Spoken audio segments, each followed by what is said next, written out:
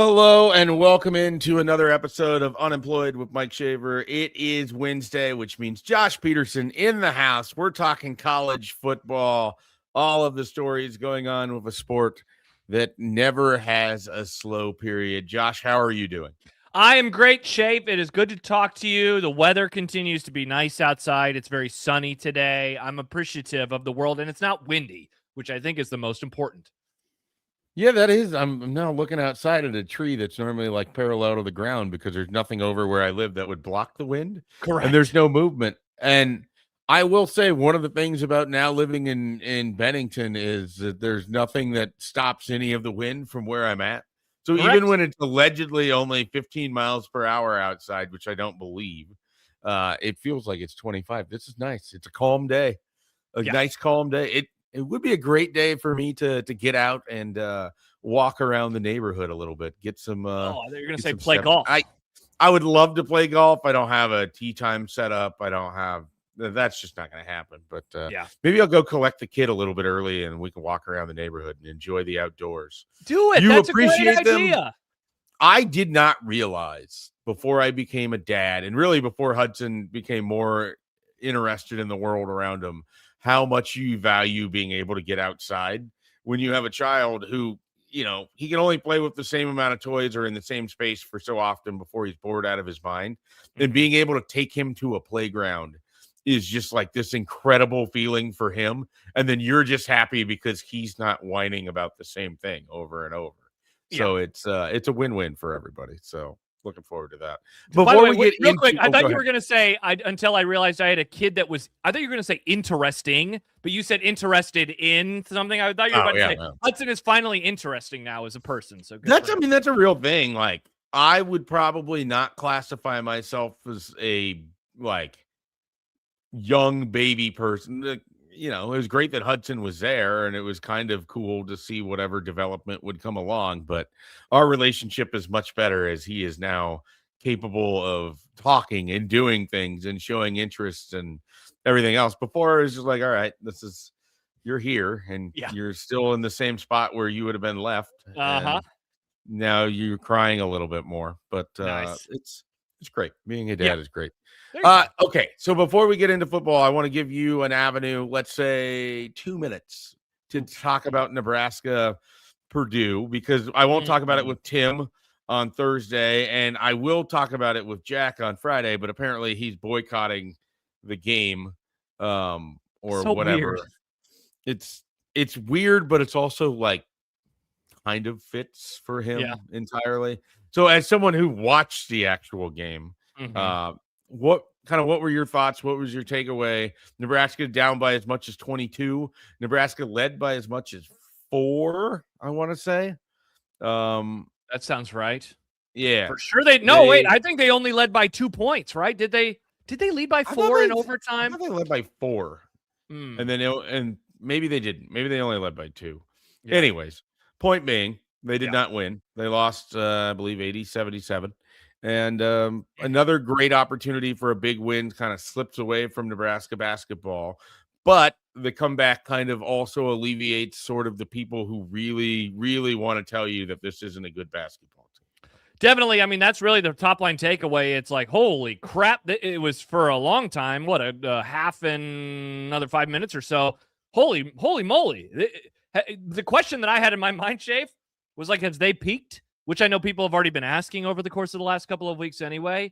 The bummer is they fight back once, and then they suddenly allow the 10-0 run. And that's the part, everybody will probably focus on the missed free throw, rightfully so. They'll focus on overtime as Nebraska scores their 77th point with, a minute 45, a minute 50 left in the game. And so they don't score for almost 2 minutes at the end. Many chances on both ends of the floor to close the game out. But I look after they had that first run, they get down by 4, and then immediately they're down by double digits. And I just wonder what happens in the course of that, 90-second, 2-minute stretch. If they're able to just stem the tide a little bit, if they're able to get a bucket, if they're able to get a couple buckets, if they're able to get a stop, certainly the beginning of the game, the end of the game, if they're able to get a rebound. I told this to Caleb on Nebraska Ball Hour last night. I got in my car, of course, at 6 o'clock after my show, which is when the game started. And finally, when Sam Hoiberg grabbed Nebraska's first rebound, Kent's like, yeah, now the rebounding edge is 8-1. And it's like they had an 8-1 edge at the start. In overtime, I think it was 8-2. And so you're talking about a 16-3 edge on the front and back end of the basketball game.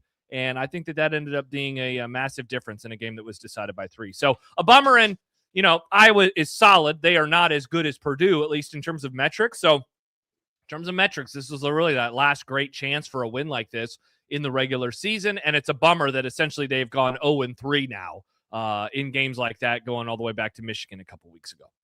Yeah. Yeah. It kind of cuts against the fact that you have those great wins against.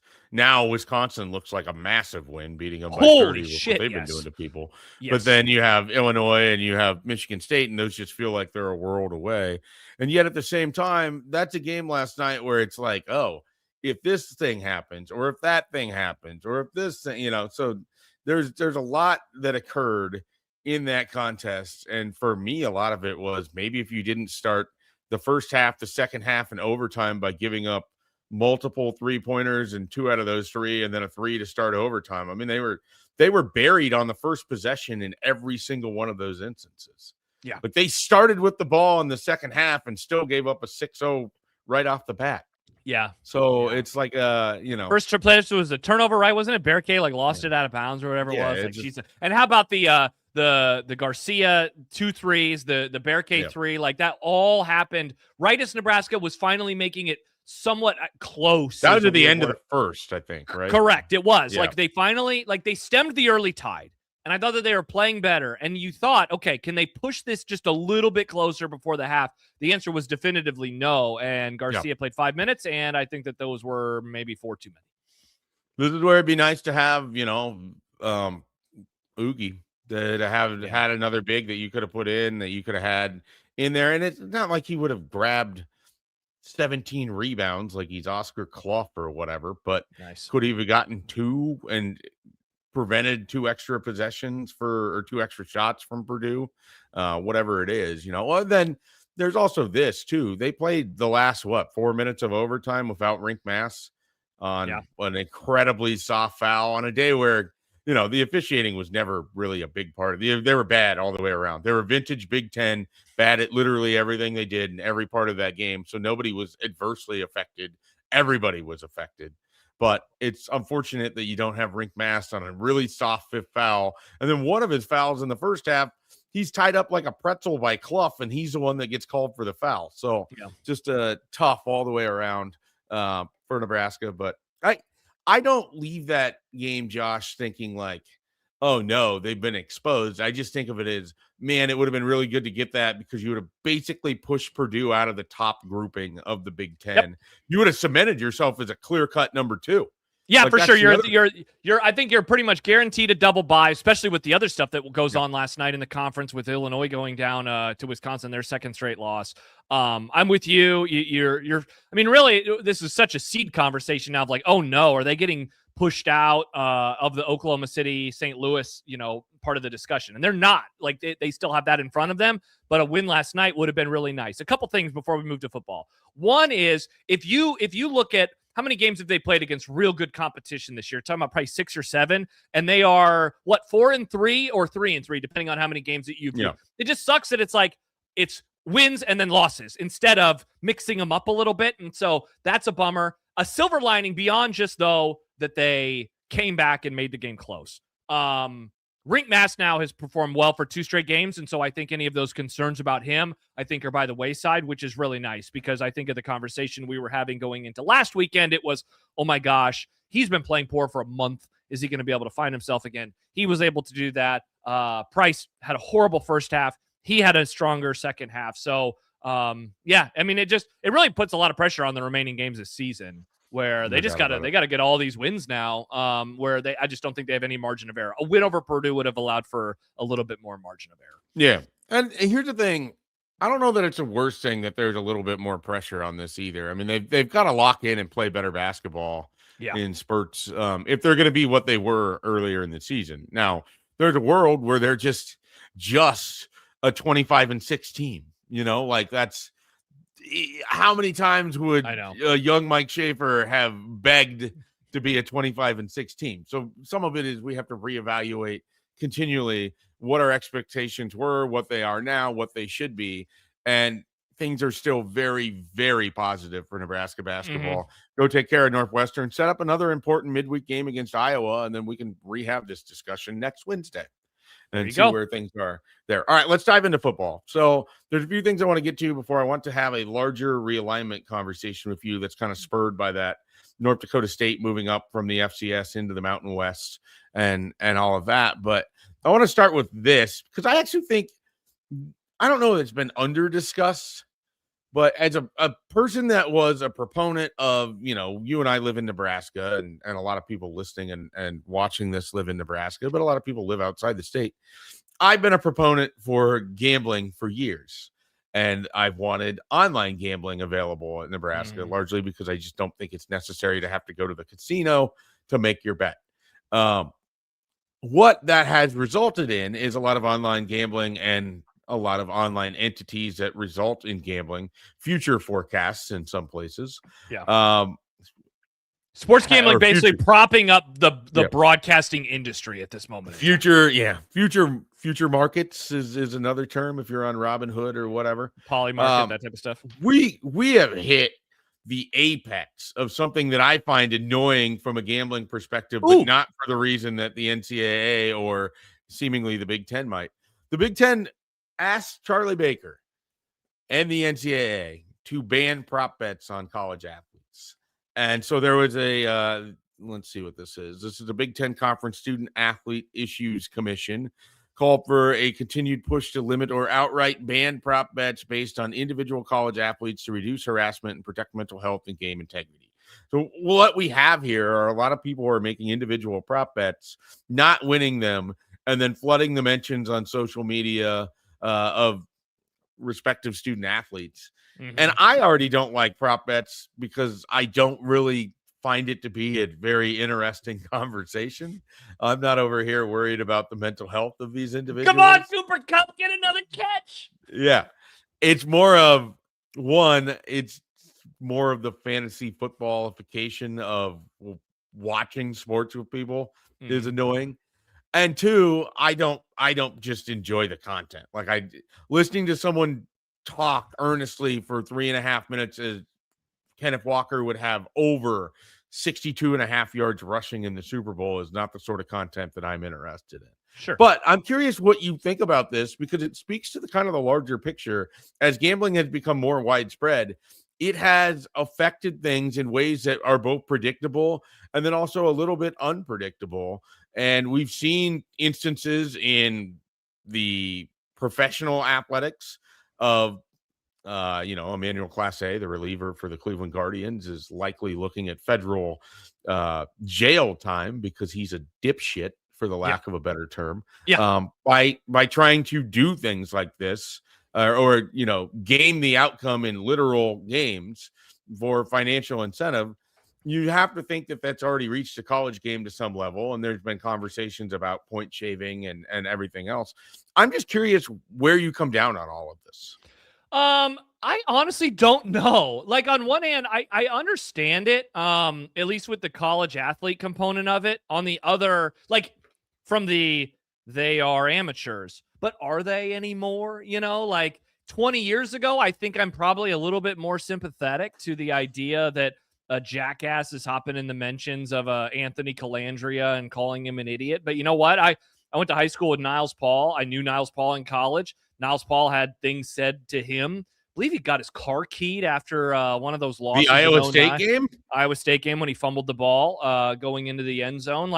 So Niles Paul's a nice guy, by the way. Yeah. He always treated me well. Like, people are going to be assholes regardless of if there is a financial incentive. If there is fandom, people will be assholes. And so I don't think that is ever going to go away. I guess my thought on this is almost like, if you're going to do this, why are we even allowed to gamble on games anyway? Because, okay, take away a prop bet on Anthony Calandria going over 1.5 touchdown passes. Let's say he only throws 1 touchdown pass, though, and Nebraska doesn't win the game or doesn't cover the game, and thus you have the same problem It is just more focused on the team, but you know what happens, Schaefer. People are going to yell after the individual players. I mean, they'll probably tweet at the Husker Twitter account too, but they're going to be mad at Calandria. They're going to be mad at Ja'Cory Barney. They're going to be mad at Quentin Ives.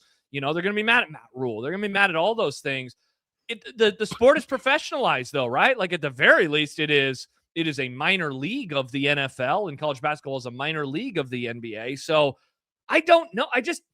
I think that stuff sadly is always going to be there. And so banning it because of jackasses, or I guess the other angle, of course, is what about the players, Josh? What if they are taking money and they are doing things? Again, you have that's same more of kind of where, yeah. But you have the same problem with the point spreads. Do you not? Sure. So I get it. Look, a basketball player over 6.5 assists, plays for 5 minutes, my hamstring, and then they're gone. Like that is an easy under that hits. I understand that is way more controllable than a actual point spread where there are other players on the floor or there are other players on the field. But again, if you are wanting to do that, then we need to be more of a Puritan society and get rid of sports gambling full stop. And of course, that's not going to be the answer here. Yeah. There's really no easy answer with any of it because gambling has become so pervasive and so widespread that once you open that up, you're not just going to be able to correct to put it back. I do just think, to me, there is a difference still, and maybe I'm naive in this, but there's a difference still in a Sam Darnold prop when he's playing on Sunday afternoon at 3:25 on Fox, and a prop for Julian Sand of the same thing.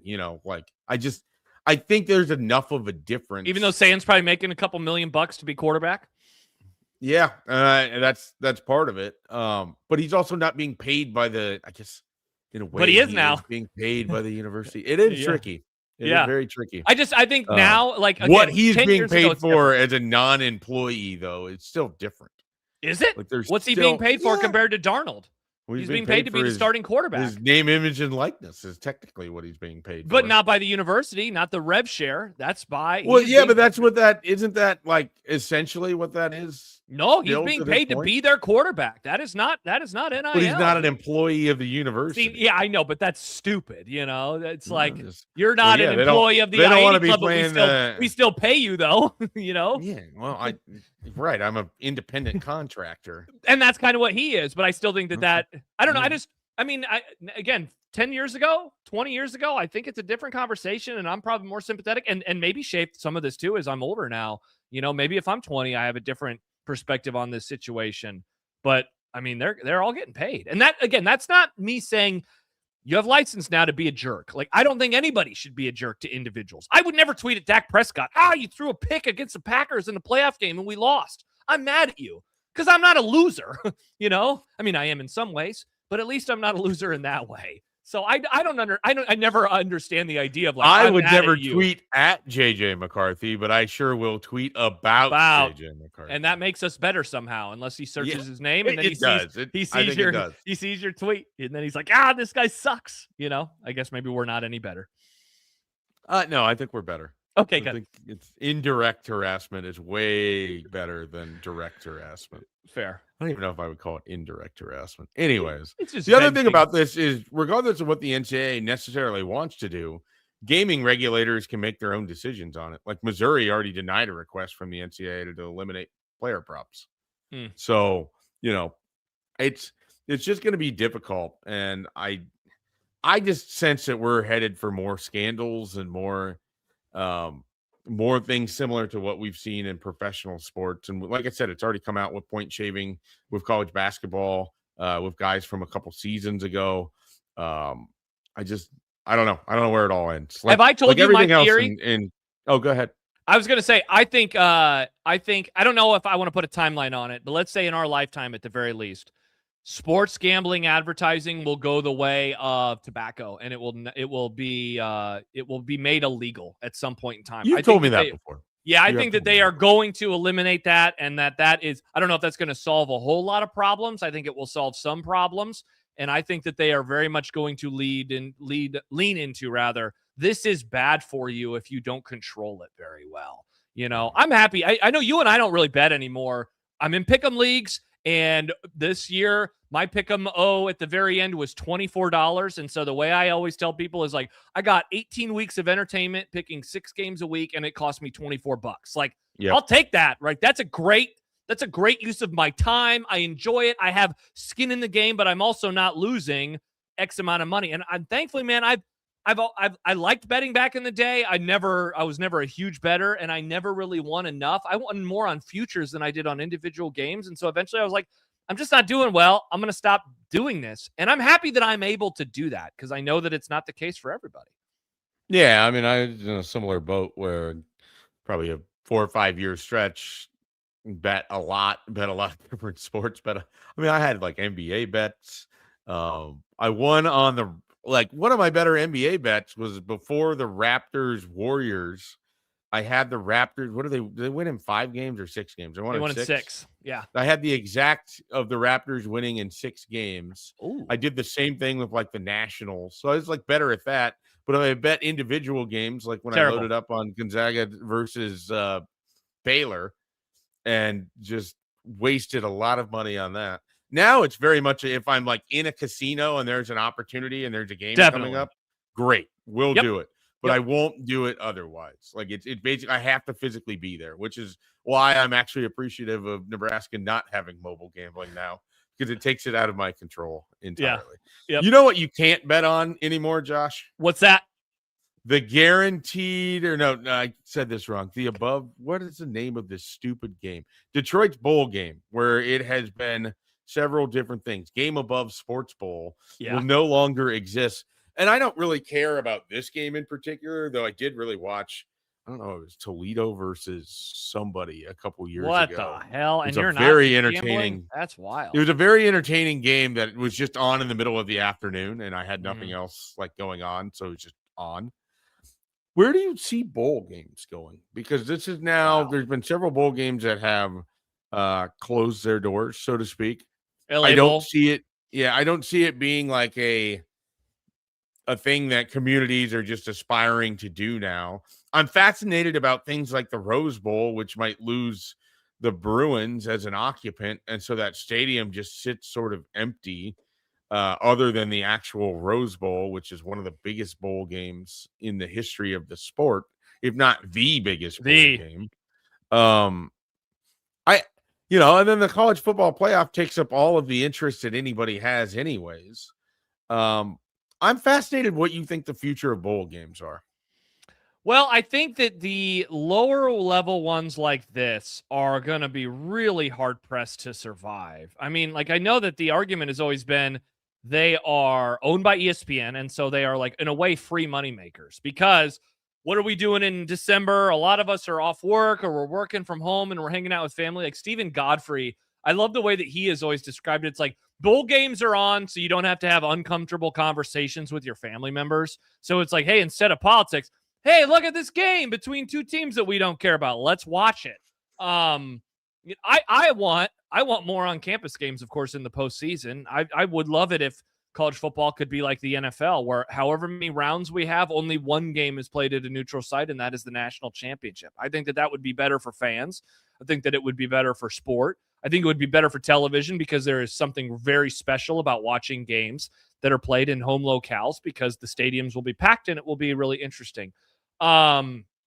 Yet they have survived a lot longer than I guess I would have expected. There's probably a sweet spot in terms of a number, though. I mean, it's gotten pretty unwieldy in recent years. You know, you're talking about 80 plus teams making bowl games and all these types of things. And I mean, look, man, bowl games are not for the fans, though, in person. They're for television. And so as long as there is a television partner that is willing to play ball, and that usually is going to be ESPN, like, they're probably going to exist in some way, shape, or form, because, again, all of the trappings of December and what we need them for. That said, Schaefer, you know, if like Tony Petitti gets his wish of the expanded playoff and it's reaching the ballooning number of 24, which is his goal, like, that is a lot of rounds. And that is then, I mean, that's 24 teams that are then taken off the board for bowl games, which means, let's say you had 40. I don't even know what the number of bowl games is. I'm going to pretend it's 44.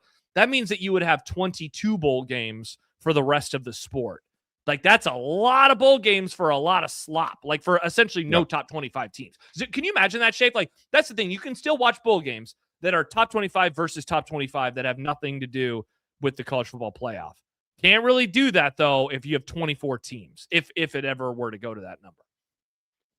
So I'm going to look this up, how many bowl games were held in 2025, but it's what I'm not entirely sure of is does that also count like the college football playoff I ones as was going to ask the same question. I'm happy that you asked it too. I don't know. I'll see if I can figure that out. Here's what I would like to see happen with bowl games, and I don't know if this is even feasible, but I would rather have it be, instead of the bowl game occurs in December or January for teams that don't make the college football playoff, these two teams reach some sort of contractual agreement to play a spring game. Oh, interesting. Okay. So you have your spring buildup, and then you go to wherever the location is for 3 days and you do your photo ops and whatever else, and then you just play this game. And it doesn't count on your future season record, but it gives you a spring opponent to go against. It gives the bowl game something to go on. It gives, like, people in Nebraska would certainly travel to go to one of these destinations to play a bowl game in like March 28th, for instance. You televise this. Are you telling me that you wouldn't be wanting to watch while you're doing an afternoon show in early April? You wouldn't want the Texas Bowl on or something like that? Dude, you know what's funny is in December, I don't want to watch bowl games. I don't watch like any of them except for Nebraska and Utah. But in March, late March and early April, I'd be so in. March Madness is done. It's like, let's watch some football again. I thought you were going to do the other idea, which a lot of people have, and that is instead of bowl games, play them in week 0 or 1 the following season. Yeah, and I'm okay with that, but I think I like your spring game idea. That's fun. I think you get less enthusiasm from people because of what it might mean for their college football playoff standing. Whereas if you make this an exhibition game in the spring, like and it truly replaces your spring game, it replaces your spring game, and you know, and maybe you still have your inter squad scrimmage to prepare you for this, so that way people like Nebraska can sell their $10 tickets and make their money off of the fan base for what isn't actual football. You can have it in both ways. But then you're going to have the people like, what if someone gets hurt? And what if someone gets injured? Like exactly. Which, that's know. Football, though. People get injured. I don't even care. So if you want to rest your best players in this exhibition game and your young guys get the opportunity to play. It's like a bowl game anyway. Shape, what are we talking about? That sounds like a bowl game. I'm still going to watch. Yeah. I'm still going to be interested. Hey, Shape, worst case scenario, Emmett Johnson doesn't play. Oh, wait. He didn't play already. Like, who cares? What are we talking about here? The other option is that nobody goes to the bowl game, but bowl games are made up by players that go into the transfer portal that get 1 week to spend with teams that just get created, and they're just auditions before the portal opens up. Okay, that's pretty funny too. Yeah, see, that one's not as good, but I think there'd be some interest. I think we're on to something here, Shafe. I don't know what it is, but we're on to something. As usual, we're now 30 minutes in, and we haven't even gotten to the main topic of which I wanted today's show to be about. Classic. So we're going to, I know. I now understand what it's like to be you when I would sit in on these shows, and it's like, I have this stuff prepared. Oh, I think you said 2 minutes earlier on Nebraska, Purdue, and we did like 5 or 6. 12. Yeah. Which is fine. It was a good game. It's worth discussing, and people are interested in it. Let's do the blind rankings, and then we'll talk about realignment, and if I'm not happy with it, we'll bring it back next week. Perfect. That work? All right. The blind rankings today is going to be sitting Power 4 coaches. How would Josh rank them 1 through 5? You can determine whether it's like, oh, I think this is a really good coach, or this is a coach that I would want coaching my team.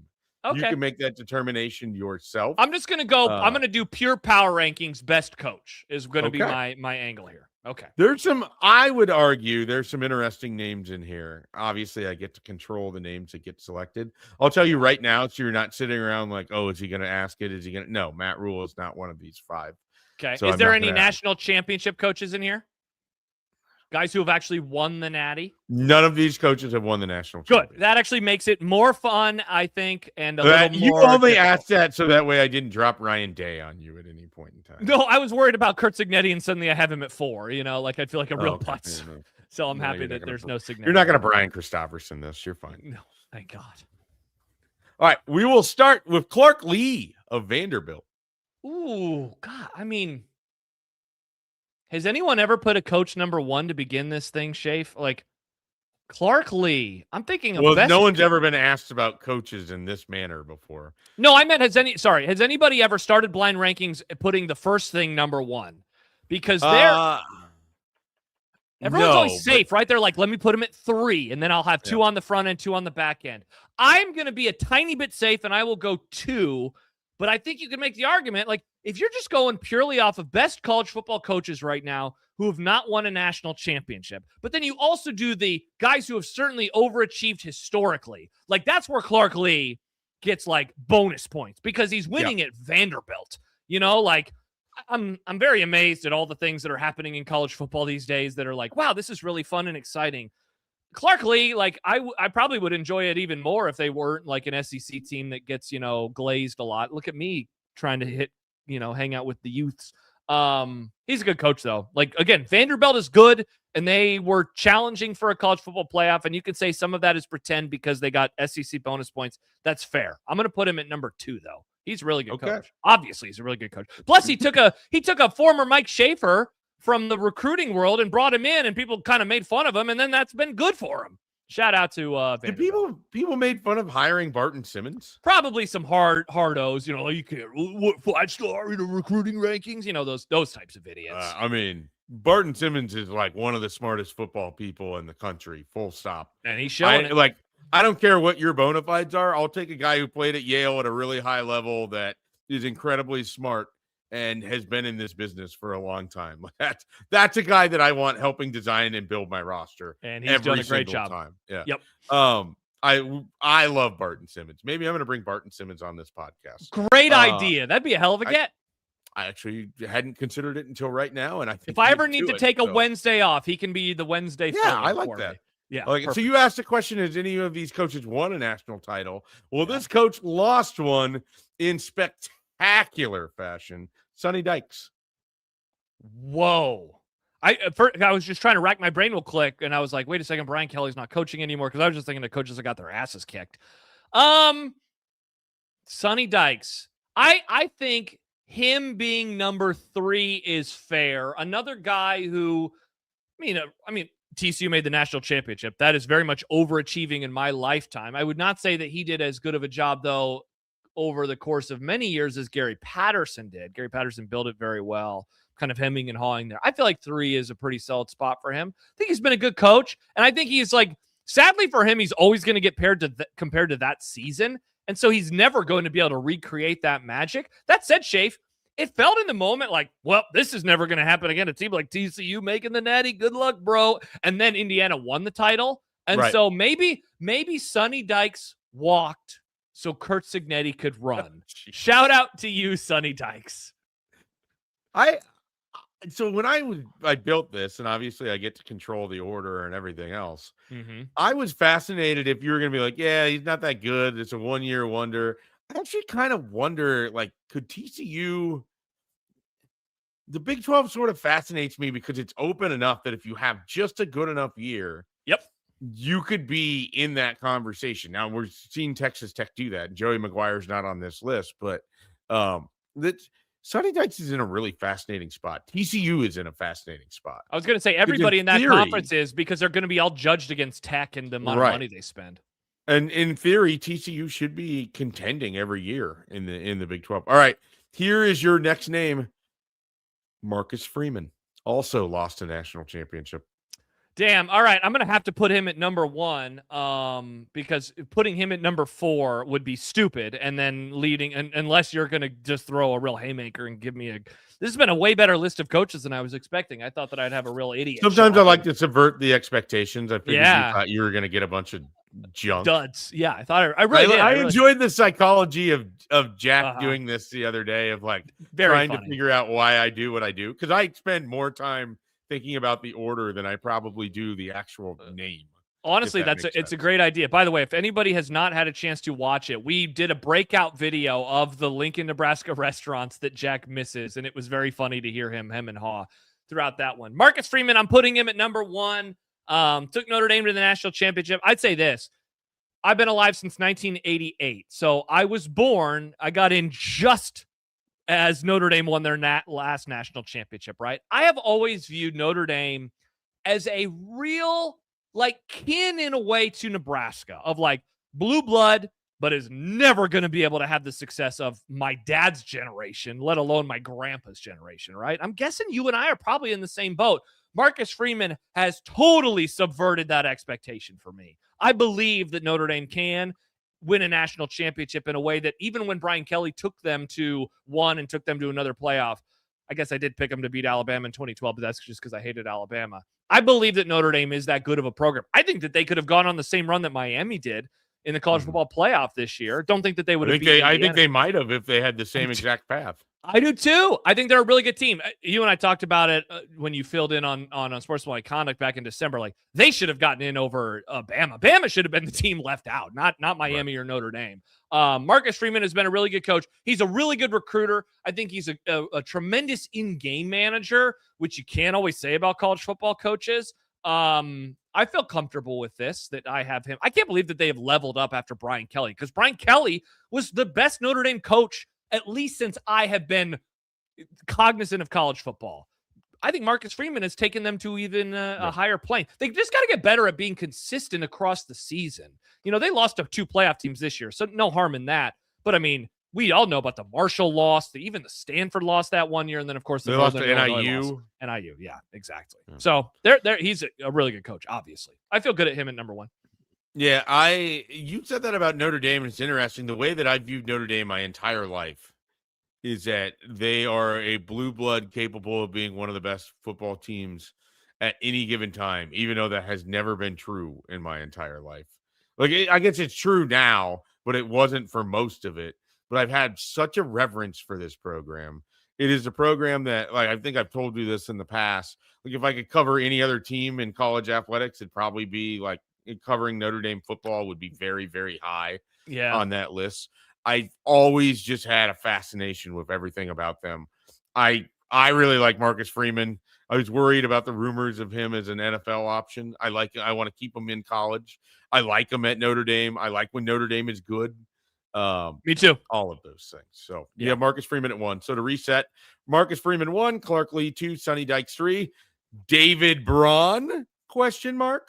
Oh, I'm gonna put him at 5 and then hope that I don't get screwed here. He's. I'll say this: you want to talk about guys who way exceeded my expectations? David Braun. I can't believe it. I can't believe that Nebraska beat him in Matt Rule's first year, and Northwestern was the team that made the bowl game, and Nebraska didn't. Yep. Like that is absolutely wild to me. It's so funny. Northwestern is such a weird program because they are classic old money in that their donors want to build things and they want their name on buildings. They do not want to spend money on a roster, though. Like, just classic old school. These are college players. Gosh darn it. They're not pros. They're about to open a $800 million palace there. And, I've gotten a chance to go watch them in each of the last 2 seasons. I think, dude, I see them up close. They are not big. They do not look like a college football roster in terms of just getting off the bus. And I sometimes don't even think they're that good, which in a way, I guess maybe I'm an idiot for putting him down at number 5, but I just don't think he's as good of a coach as the other 3 that we have gone through so far. I think that David Braun is one of the best coaches in America. Wow. And I say that statement, and he is 19-19. And know another coach that is 19-19.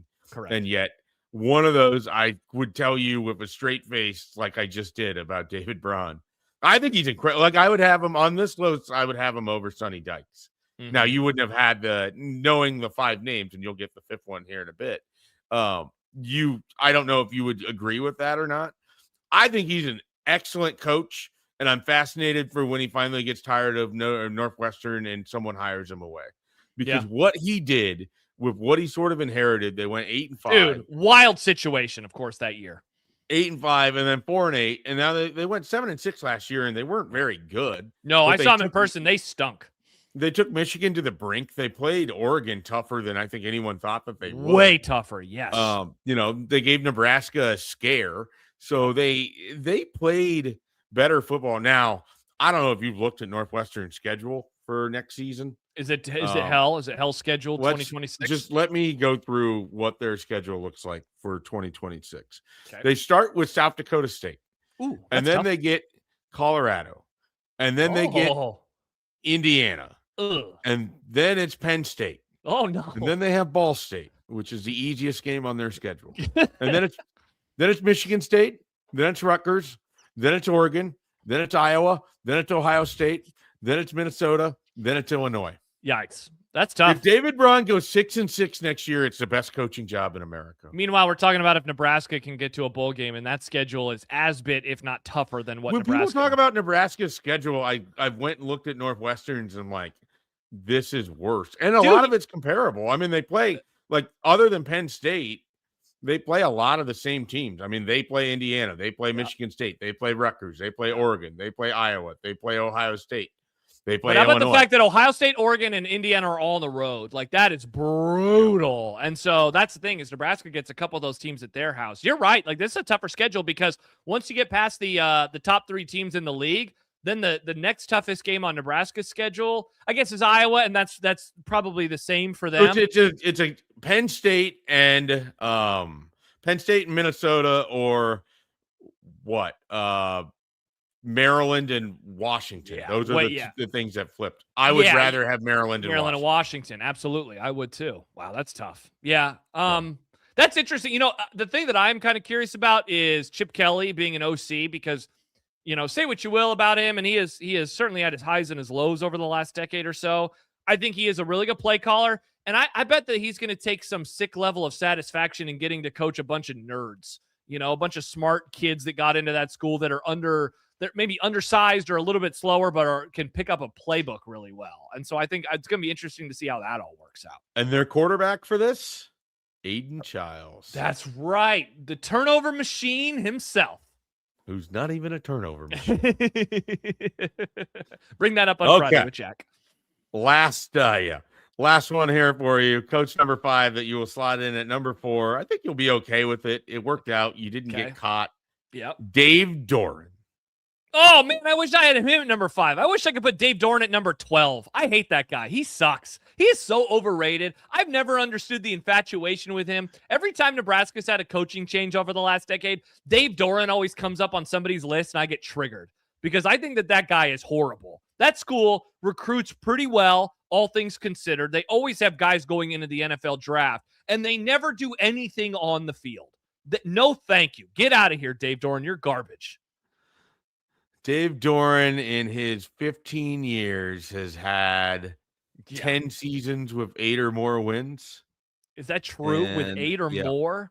Yeah, but it's all 8 or 9. It's never. He's never had a double-digit win season outside of Northern Illinois. Double-digit wins at Northern Illinois. Yeah, but he's had 3 seasons finishing ranked in the ACC. No, thank you.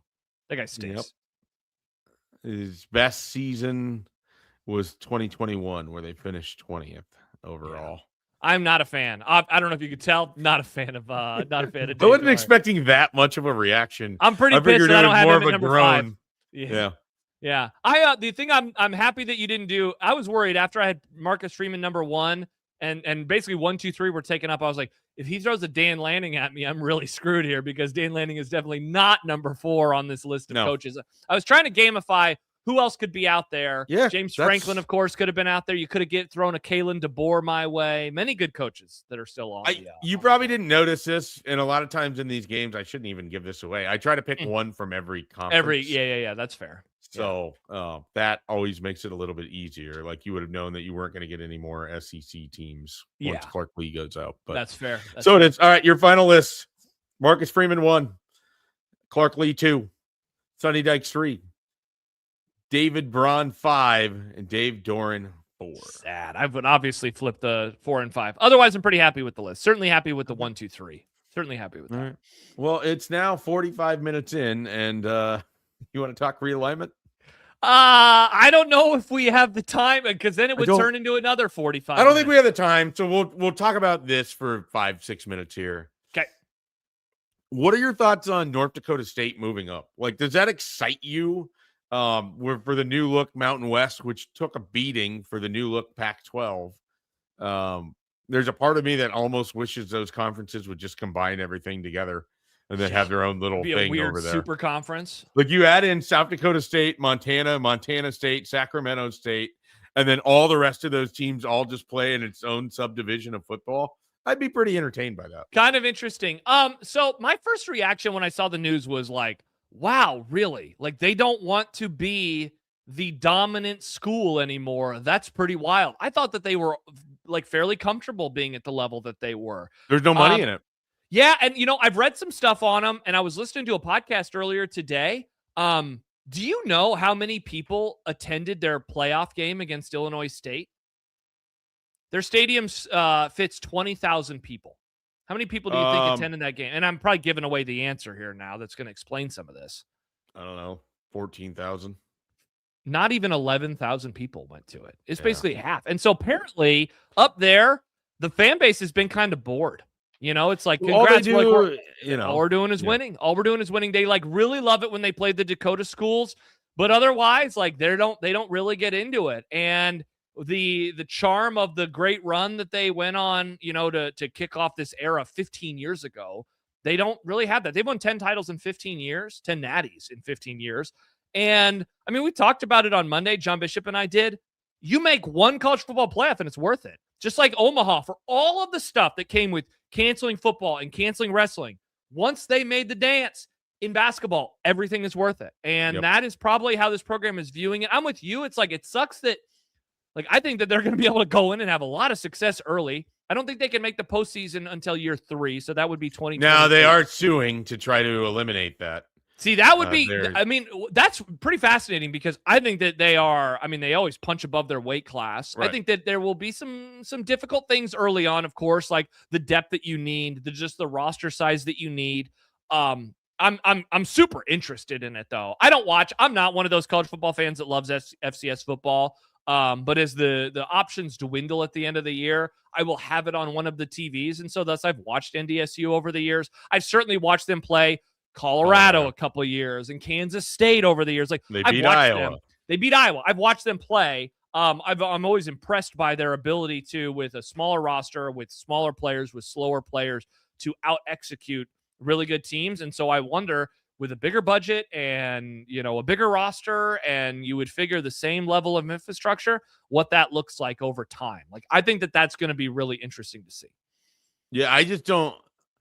From the conversations I've had with a few people involved at the FCS level, there's just a real fear about where this is all going financially. You're losing a lot of players that want to move up in the portal and would rather be backups at schools, even if they were starters at your school. And you're gaining guys too, because you'll get people that sort of bounce in between.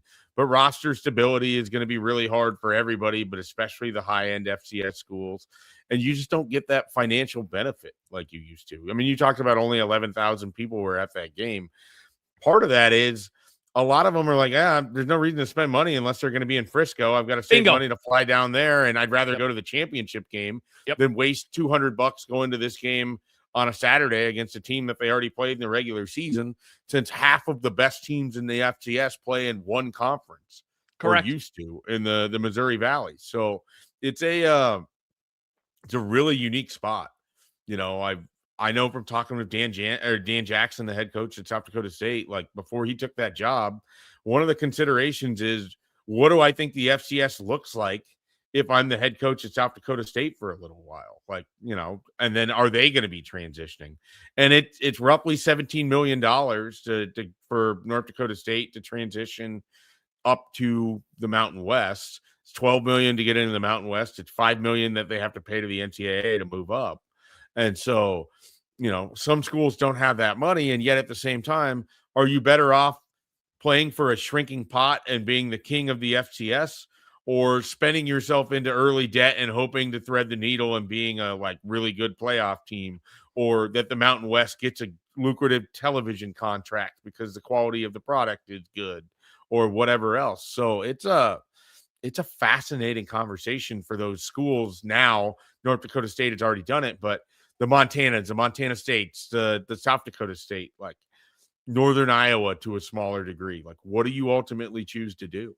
Yeah, I'm never going to hate on somebody for saying, I want to dream bigger, So they're dreaming bigger right now. And look, We've seen that happen. Remember Appalachian State 20 years ago? You know, that upset of Michigan is 19 seasons James ago. Madison was undefeated and couldn't do anything because of their postseason ban. Correct. And I'm pretty sure that was a Kurt Signetti team. Yeah. So, and then obviously they make the playoff this year. And again, it's all worth it. It's like, I know, you know, you and we've been watching, rooting for, and then covering a blue blood program in Nebraska for years. And obviously they've taken a big step back over the last, 15 to 20. But so like we always view it through this different lens where it's like, you don't want to get to the game, you want to win the game. But there is something about a school of that level and all of the trappings that come with just any level of success in the postseason. We see it every year in March Madness. A team goes on a 2-week run. Florida Gulf Coast, over a decade ago, Dunk City.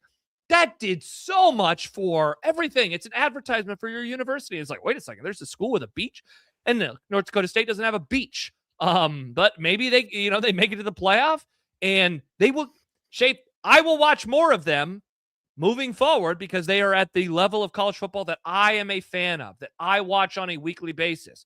I am not alone in that. And certainly if they make it to the college football playoff, more people will watch them that Saturday than have ever watched them before. It's just a fact, even though they were a national championship level program in the FCS.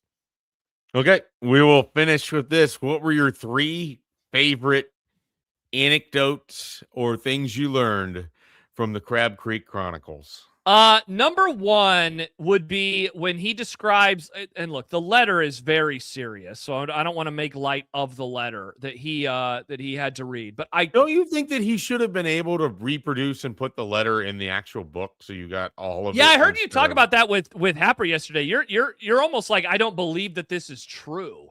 I believe it, but I think it's probably paraphrased to like put it all in there, like lay it all out. That's fair. But dude, the fact that he wrote addressed to Mr. William Moos, it started with Dear Mr. Moos, is one of the funniest sentences that I have ever read. And like, look, I write sometimes. I'm not going to pretend like my prose is very good. I think I have a voice though, at least when I write, and I hope that shows itself. He was a terrible writer. And that sentence was horrendous. It is so bad. That part made me laugh really, really hard. I mean, the whole Dana Altman story that is like something I actually did not know. And that stuff is pretty crazy to me. So I would say that is number 2. What's number 3? Followed up by Jim Pillen confirming it with the tweet. Pillan. Yes, exactly. Like any questions that you had, if that was true, I think that we got our answer on Tuesday when he sent that tweet out. I mean, I don't know. I mean, the fact that the Big 12 stuff that he was so pissed at the Big 10 that he was like legitimately trying to make that happen is pretty wild to me. Because you remember that time, Schaefer, a lot of people were like, you should leave the conference. The athletic director was apparently like, yeah, we should leave the conference. So I'd probably say that is number 3. Also, like, he despises Matt Davison. Like, it's pretty obvious in that. And I said this on Sportsmanlike Conduct yesterday. The fact that he is like, folks, I saw through Scott Frost. I knew it. I was the one who did. But then he still hires him. It's like quite the self-own that I don't think he realized it was when he wrote all that stuff. Because I don't think it's true. Like there's a level of, see, I knew all of this all along. I was the smartest person in the room because I knew this was going to happen. But then, you allowed it to happen as well. Like there's so much of this that I knew was going to annoy me. And there's a level in this that it's just like, it's so brazenly stupid that he tells you that they have this meeting and the meeting ends and his wife, points out how immature he is, but it's never explained why she felt that or what occurred in the meeting that would have led to this or any level of detail that occurs in the meeting. Like, it's just like, I'm going to mention this, but what I really want to mention is we knew. Yeah, I'm sure she definitely referred to him as Golden Boy at that point in time, too. That made me laugh. What a great read. 700 pages of incredible prose. How much of it are you actually going to read? I'm done reading. Like, I did all the stuff I wanted to. I found the interesting Husker stories. Did you go back and see, did he respond to any of the allegations of financial improprieties at Washington State? I assume he did. You know what? I probably should poke around with the Washington State stuff. I'll be honest, Schaefer. So I went back to chapter 2. I just wanted to see what's going on in the early part of the book. He starts telling a story about 5th grade. Like, no, thank you, bro. I don't need a story of your entire life. You're not a president of the United States where I wonder, how did you get to this moment in time? I don't give a shit.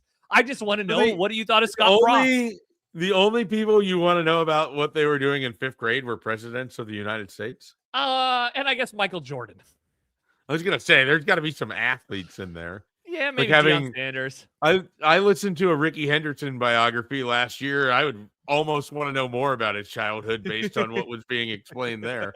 And I want to know if Nebraska recruited him. He was like one of the best running backs in the country and had all sorts of college football offers. And I want to know if Tom Osborne ever recruited Ricky Henderson. And I don't know who can give me this information. Well, it's got to be out there somewhere. You would think, but I haven't been able to solve it at this point. Mm-hmm. Maybe Mike Babcock knows. He's someone. Maybe Mike Babcock. Excellent call. All right. Well, we didn't get to the bulk of what I wanted to, but we can do that next week. Yeah, I'm sure. The exact same thing that I think I said at the end of last. There's stuff from a month ago that we never got into in full, and we just never will. What are we gonna? When we get to the season, this show is gonna be impossible. God. Yeah, there's gonna be a million things to discuss. I know. Yep. There's a part of me that almost like when we are in the season, if stuff doesn't make it to the show, I set it in a document and then we revisit it in the off season. Excellent. And we can have our retroactive thoughts on whatever the topic was. And it's like, hey, what'd you think of this? Yeah. Hey, remember that game in October? We never got around to Tennessee, Bama. What did you think of that game? I kind of like that, though. That could be some good off-season stuff for us here. But I think so, too. Josh, as always, appreciate you joining here on the Unemployed podcast with Mike Schaefer. Everybody, we will be back for a Building Block Thursday. Tim Verghese joins. We'll, of course, dive into Nebraska's efforts as they get going in the 2027 class. We'll maybe look back on some of their hits and misses of recent recruiting classes here, how things have played out, kind of where they're at with guys that are still on the roster. Certainly there'll be some that have already departed, but we'll do a little bit of looking back tomorrow as well on a Building Blocks Thursday. Everybody have a great Wednesday. Get out and enjoy that weather. Josh, have a good day. Thank you again. See you all tomorrow.